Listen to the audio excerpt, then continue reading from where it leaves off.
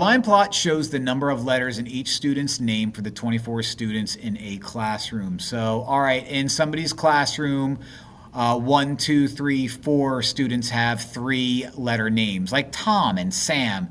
And 1, 2, 3, 4, 5, 6 people have 4-letter names, like Bill. And 1, 2, 3, 4, 5, 6, 7, 8 have 5-letter names. And 1, 2, 3 have 6. And nobody has 7. And 1 has 8. And 2 have 9. And nobody has 10. And nobody has 0. And nobody has 1. And nobody has 2. Which statement best describes the data displayed in the point? The data are skewed to the left.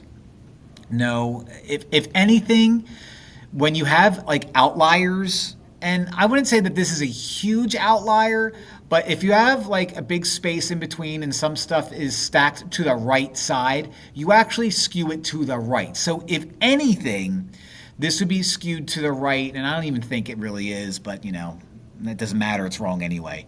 The data are symmetrical about 6 letters. Now, okay, the data being symmetrical about 6 letters would say that like the midpoint of the data is 6.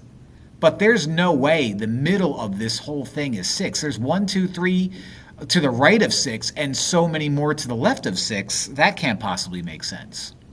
Most of the data are clustered around 3 to 6 letters. Well, yeah. So C.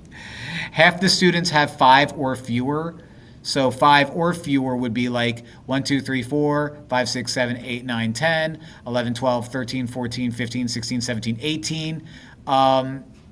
18 is not half of 24. So that's way off. C. That was a lot easier than it had to be.